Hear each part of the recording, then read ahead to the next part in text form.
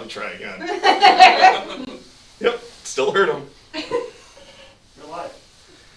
Hey, we're live. Woo! Woo!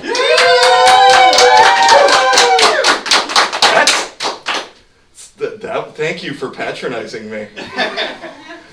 It's so weird to start a show just standing here and then hearing, you're live, really? Because I barely feel that way most of the time. I don't even know how to start. That's probably with a joke. Yeah.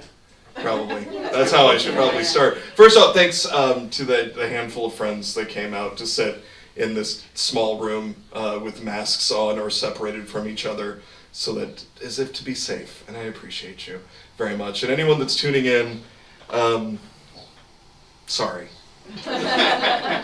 So we have legal marijuana now in the state of Illinois, which is nice. Except I've been doing it long enough that it just took the fun out of it. Like part of the fun was to try to sneak around and do, you know, stuff and be like, I'm still bucking the system. I'm still a rebel. I'm still punk, right, guys? And now I can just go online and be like, I want something that tastes really good. It doesn't make me feel real woozy. Can we do that? I need to be creative at the same time. And I know that like for a long time on the internet, there's been the category high-deas. Ideas you get when you're high, and I get those.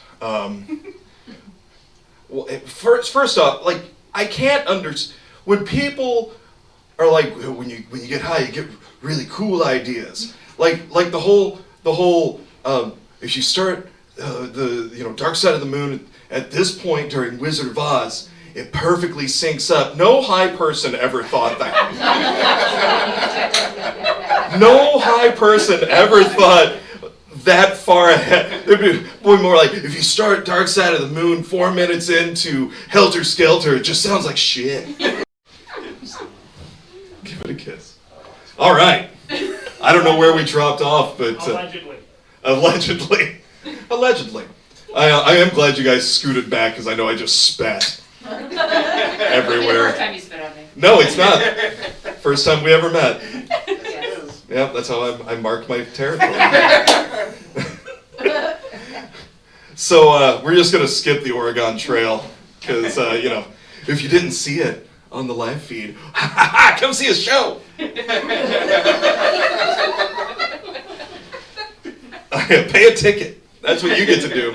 You get to give me $15 to hear me talk about the Oregon Trail.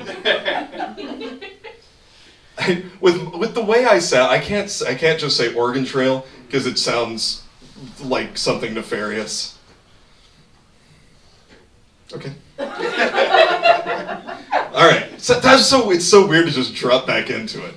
I know this is like how they are supposed to. Like I am not like right now. If any executive were to be watching this, be like, well, we can't give him a special because he can't just drop back into a joke. So I discovered. I always thought I was Gen X. I thought I was Generation X, and now that there's more generations, somehow they've split stuff up even more, and I discovered that I'm sandwiched somewhere between Gen X and Millennial, and I'm Zennial with an X. Not Zennial with a Z. I know I look very young, and it's probably confusing.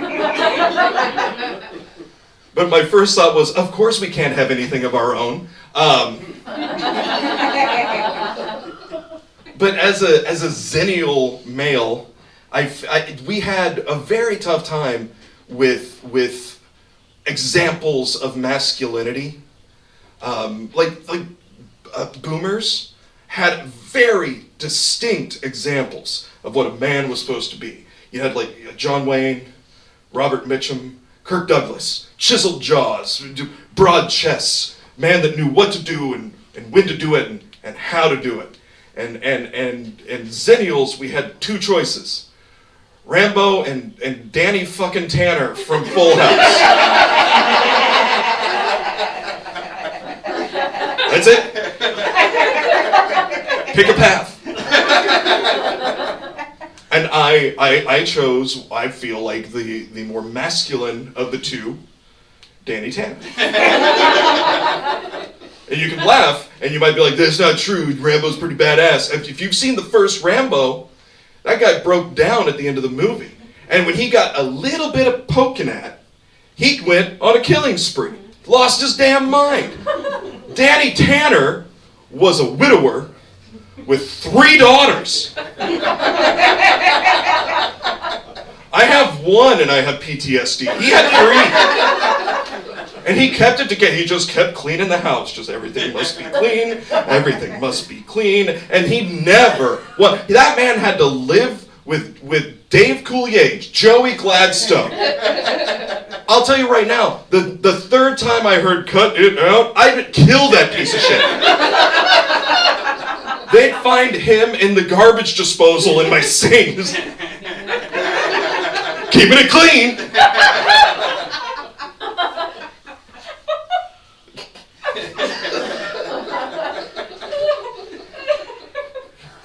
I have a friend who refers to comedians as modern-day philosophers. Comedians. The modern-day when you refer to a comedian as a philosopher, that tells me you don't know shit about either one. Neither comedy nor philosophy. We're dumb. Comedians are not bright people. If we were, we'd be doing something else.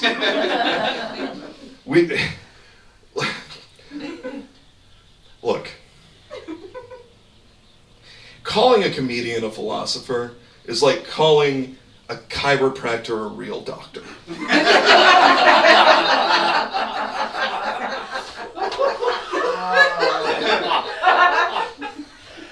If I were to drop down having a heart attack, and one of you were like, we need a doctor, and somebody said, I'm a doctor, came up and adjusted my neck.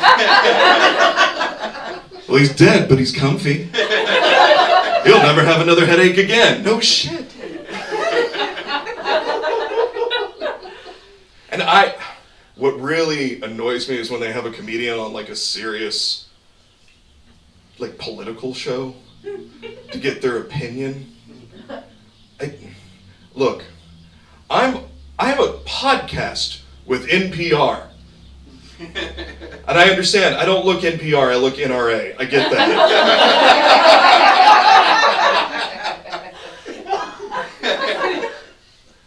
I look like I missed my taping of Fresh Air because I was at the Capitol that day. You know.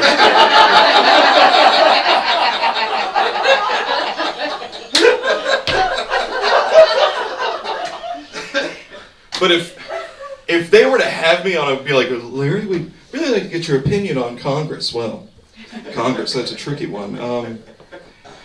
Boy, I'd have to say that Congress is a lot like my penis.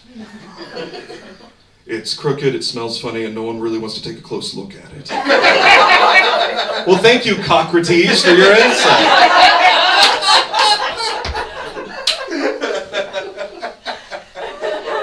That's a dick joke and a politics joke. All at once. Just for you, Robert. I mentioned I had a daughter. I also have 2 other children. I've got 3 kids. They're fun.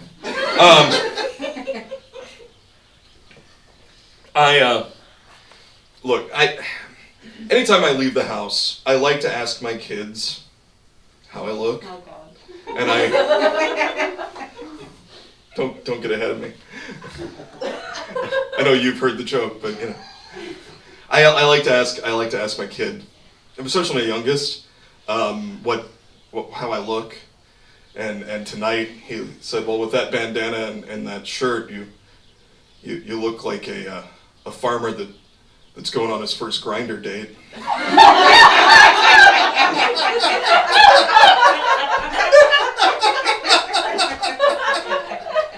And he's like, so how do you feel? I was like, cuter, actually. And I keep this on just for that joke. I'm gonna Steven Tyler my mic stand over here. Give me my stars. I've actually had people though ask me, because I've done variations of that joke depending on what I'm wearing. Because the first time I ever asked him that, I was wearing a denim jacket, a trucker cap, and when I asked him, I was like, "How do I look?" He's like a bi-curious truck driver. I was like, And so whatever I'm wearing, he's got an answer for it, and I love it. But people will come up and be like, "Did he really say that? He didn't really say that. Did he really say that?" Yeah. And I'll tell you, it's believable because he's 14 and a dickhead. I can say that because I love him.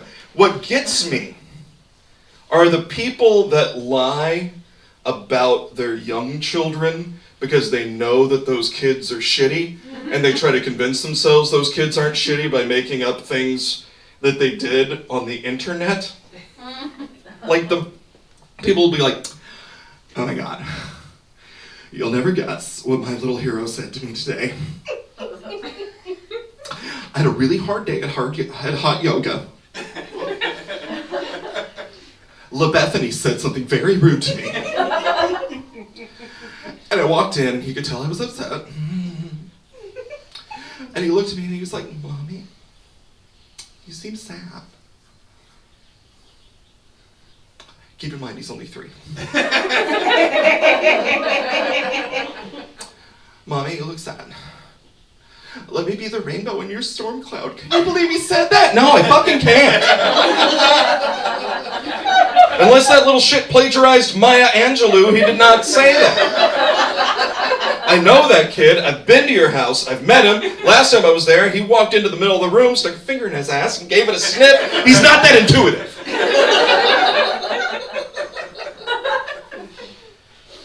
Stick a finger in your ass, give it a sniff. And other poems by Maya Angelou.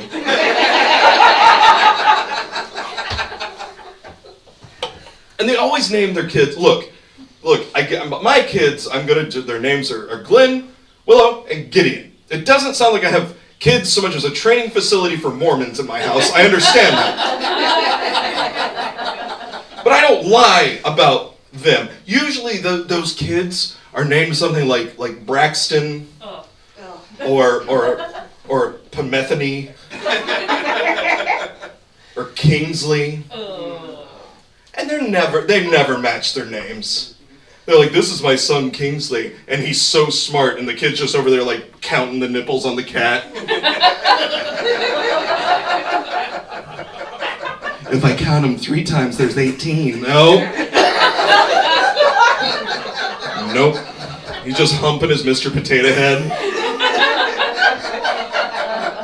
The kind of kid that winks, but he uses both eyes. No. No one wants to hang out with a Kingsley, especially because when you hear Kingsley, it's a lie. It's a lie. They're not a Kingsley. They're at best, they're a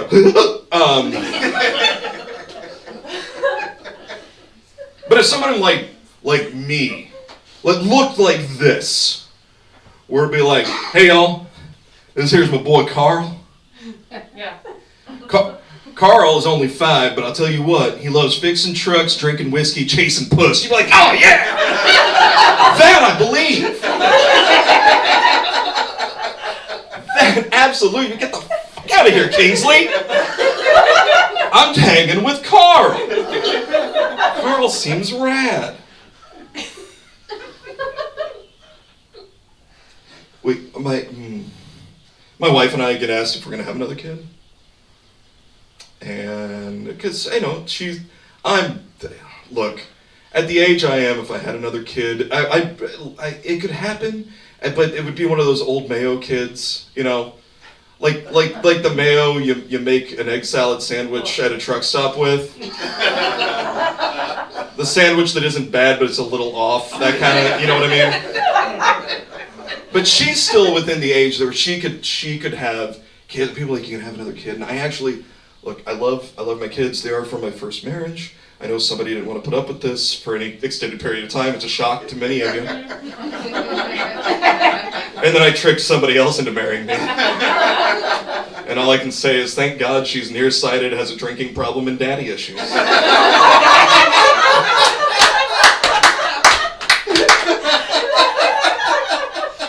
But they'll be like, do you guys, have you thought about having another kid? And I'm like, I look at my 3, and they're beautiful, intelligent children.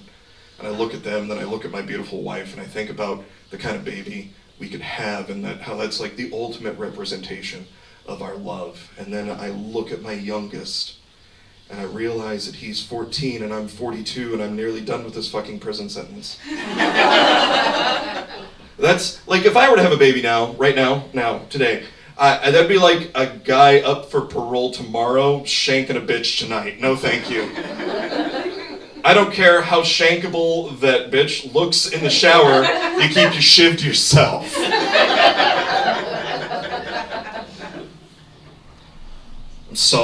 I'm really soft on my kids.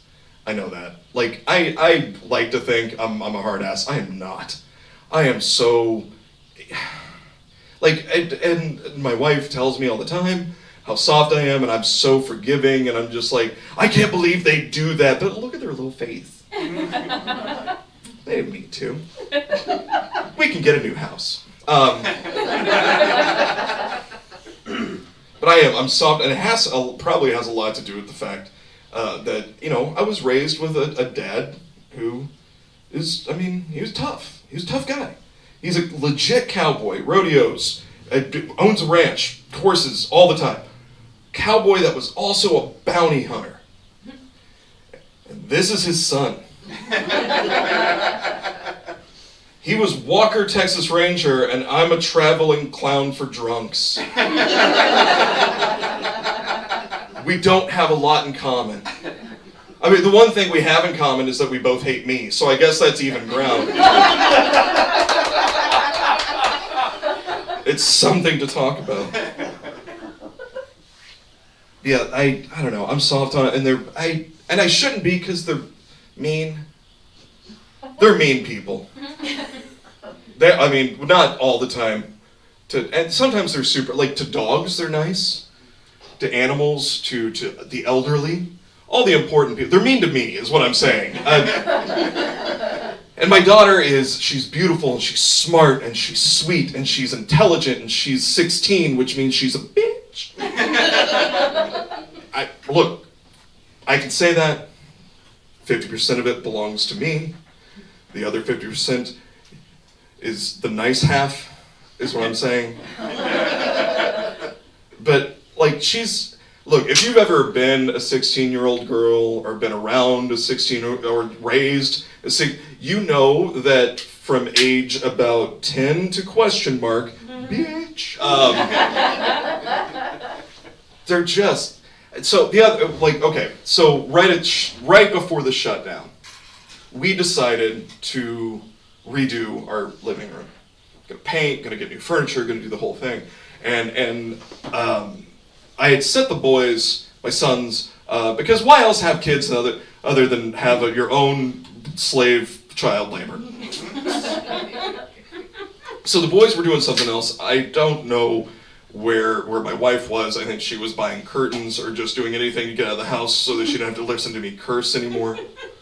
But I'm painting the wall, and I'm trying to get up as close to the ceiling as possible, so I don't have to get up and down off a ladder. And for the folks that I know, all you here know me, you can see me in person. You folks that viewing from your couch in various states of undress, I'm sure. You can't. I'm not blessed with an overabundance of height. It's not a trick of the camera. It's not like a Lord of the Rings forced perspective. It's just that God, I think when God was putting me together, he was like, we need this giant torso. And then he sneezed and was like, well, good enough.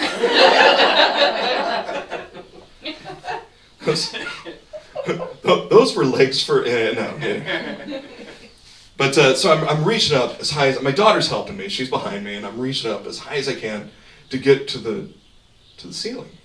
And I hear her mumble something behind me. And I turned around, I was like, what's that? She was like, nothing.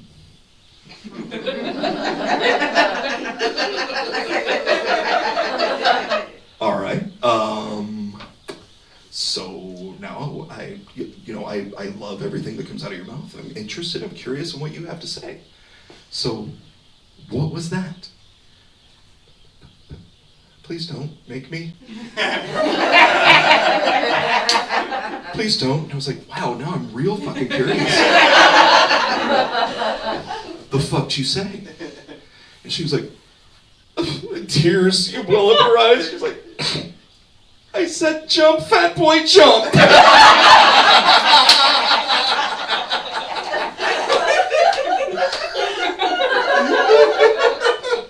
And then she burst into tears, ran into her room, slammed the door, and I felt like I had to go apologize to her for insulting me.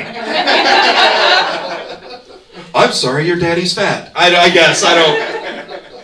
And correct me if I'm wrong, but I believe that makes her ready for a very serious relationship.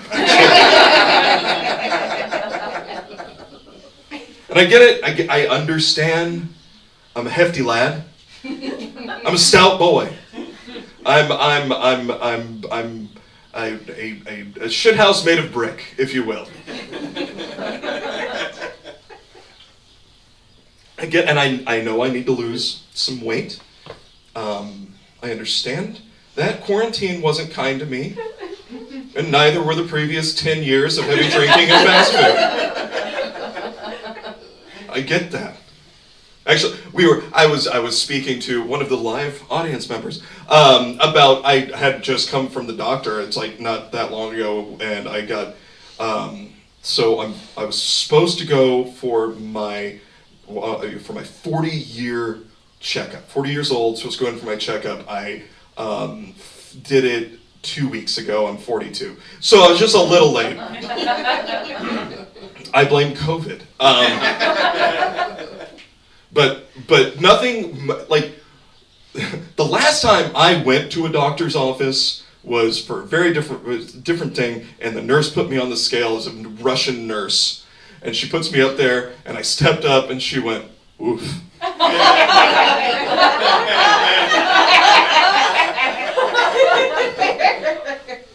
I'm sorry, Svetlana, what the fuck? Woof, like it's impressive? No, woof, because you're fat.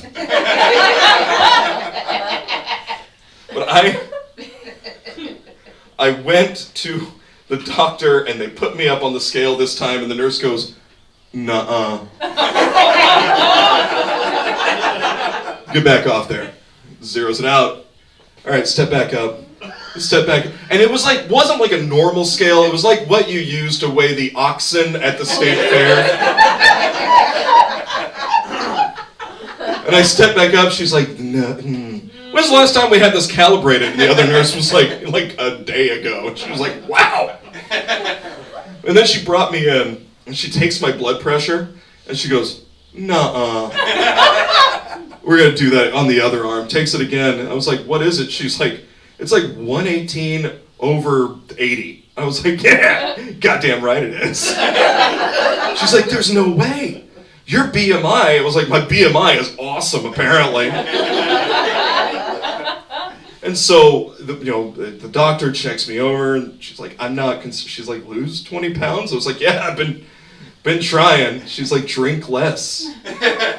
You drink, how much do you drink? And I was like, it would be easier to tell you how much I don't drink. She was like, yeah, okay.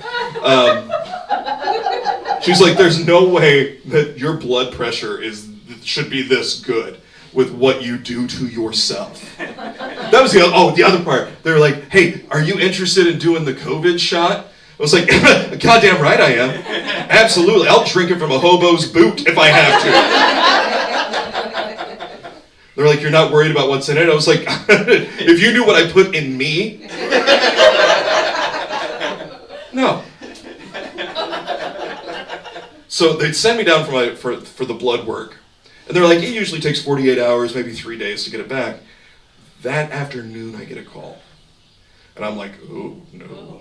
That's too soon. I mean, I was worried about it, but I was like, no. So they call and they're like, well, we've never had this happen before. And I was like, ooh, okay. And she's like, well, the lab usually just puts it in the computer and sends it up, and then we review it, but they hand carried it up. And I was like, oh my God.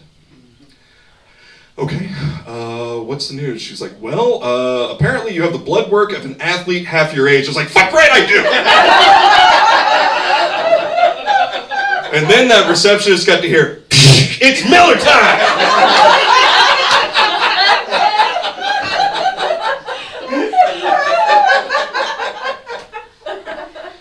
Look, like I said, I understand, I want to lose weight. I do for my own psyche and for my personal health. And apparently I sound like a buzzsaw when I sleep, and so the doc was like, lose 20 pounds. And I'm like, I'm working on it. And I want to lose some weight. I want to get back to looking deep, look, I know I'm not going to be an underwear model. Unless it's like those long underwear with the ass flap. Just me in a catalog holding a chainsaw. Look, I know that's the only model. I just wanted to not have to check the weight restriction on a lawn chair before purchasing it. 225, 225, 230. Guess I get this love seat one. What's that rated for? 325. That's not even a full-sized man. And I just want to lose enough weight that I no longer look like Guy Fieri gave up on food and became a youth pastor. Hey kids, I'm not taking you on a one-way trip to Flavortown. We're going on a one-way trip to Saviortown, all right?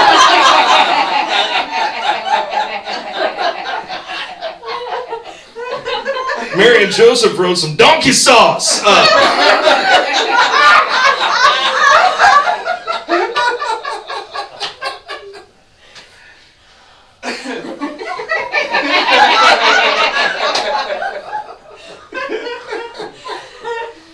That one is my favorite. I love it so much. Hey, Gordon, how long have we been going? 24 minutes, 37 seconds. All right, we'll talk about some other stuff. We'll do some other. Let's see. What story should I tell? Oh, am I talking about how hard it is to have teenagers now? Yeah? Should I? I think it's relatable. To you. Go for it. All right, so like I said, I've got 3 teenagers. I've got my oldest he's an awesome kid. Honestly, never got in trouble. He skipped swim practice one time and still gets nauseous thinking about it, and that was 5 years ago. He's a good boy. I did something right with him. And it was so much easier, though, when the kids were little. It was so much easier. There were so few rules.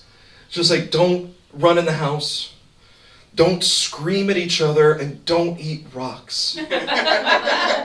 But if you do, make sure they're small and smooth for your own sake. And also, Daddy doesn't go to the hospital because he drinks a lot. What happened? Oh man, that sounds bad, bud. God, no, we don't. No, Daddy's 12-pack in.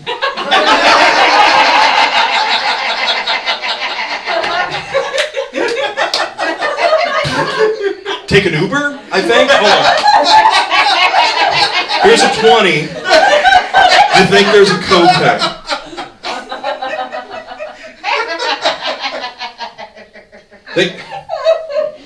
They put me in charge of children, and my credit score sounded like it just was a sad trombone noise, is what it was. That's not a person to put. But it was so much. It's so hard when they're teenagers and they're growing up, and you want them to make their own decisions, and you try to guide them, but you can't hover over them, and especially when they're 16 and they're 2 years from full grown. Anyway, what I was saying is my 2 youngest kids got caught smoking pot in the house. Yay!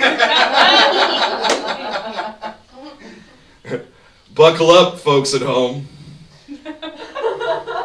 So, 2 separate households, and their mom gets a hold of me, and she's like, I found some stuff. And mostly, here's what it boils down to. Look, we had the talk with them. We talked to them. We're like, look, you're young, your brains are still developing. Yes, it's legal in this state and many other states. It's not legal for you yet. Additionally, you have to wait until your brains are done developing before you start doing that to yourself, because otherwise, this. This is not a role model, it's a cautionary tale, okay? But, we talked, and my biggest disappointment was wasn't that they had smoked it or they had tried it. God knows, they're teenagers. They're gonna try things. You have to be prepared for that. My biggest problem was how fucking lame they were about it, honestly. Because they were like, ooh, we'll be real sneaky. Let's go into the room because neither of us like to hang out together, but now we're going to go into this room where I'm not usually allowed. There's usually not two of us in here, and we're just having a sleepover in here, and we're going to shut the door, and then we're going to put a sweatshirt over the vent. And then we're going to put a towel underneath the door. Ooh, you can't see any light coming out. That's not a clue. And then we're going to open up the window in January. Like no one is going to notice a cool breeze wafting through the home. And what really, who doesn't know the trick with the paper towel tube and the dryer sheet? I knew that instinctively at their age, and I didn't have the goddamn internet at my fingertips.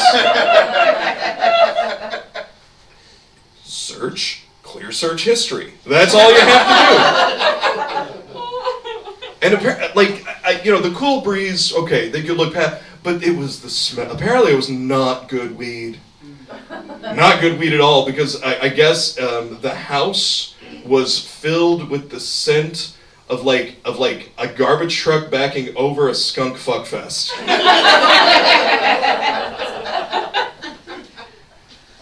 And I get this picture of all this stuff. I've got pipes. I've got paraphernalia. I don't know what to do with it. I was like, I do. I volunteer as a tribute. If you need somebody to take care of that, I would like for that to be that last story. I would like for that to not be. But my youngest decided a little while later that he would take some edibles. Okay. So I get the call. He's done this. So I go talk to him.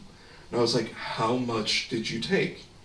And he went, now first I want to point out, he's really good at math. So I would trust him for the most part on this. And I do trust him when he told me what it was. It's because he's so good at math. He's like Rain Man, but dumb. Because he's like, okay, well, it was gummy bears, and they're just this much a pea. And he's doing this on his fingers, and he looks up, and he goes, 180 milligrams. Holy shit. Good fucking luck, Major Tom. I am 2 of him, at least. I take 5, and I have to sit down for a bit, listen to the Flaming Lips, and categorize all of my mistakes. And Iggy Pop over there took 180 milligrams. And his other parent and she's like, we got to talk to him. I was like, you're not talking to him for 3 days. That kid is gone. Hold on. Well, he's not gone yet, but give him 5, 4, 3, 2, and he's asleep in his spaghetti. All right, there we go. We call that the Italian drowning. All right, buddy.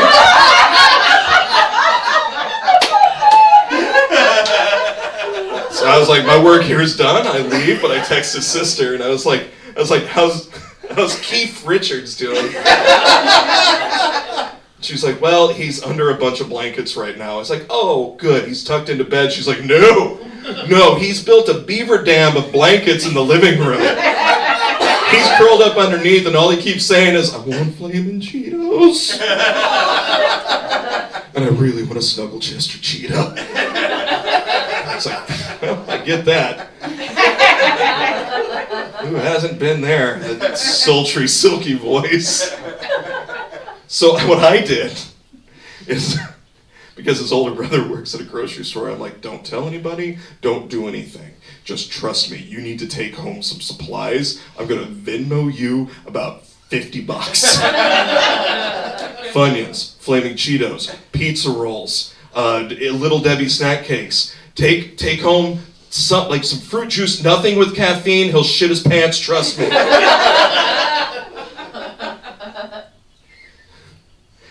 And he's like, oh, what's going on? I was like, don't ask questions. I'll tell you in person. I just need you to Pablo Escobar all this shit into the house and kick it into the beaver hutch.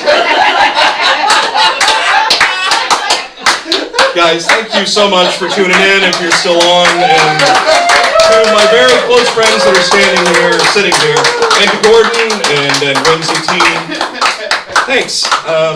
Smooches, kittens.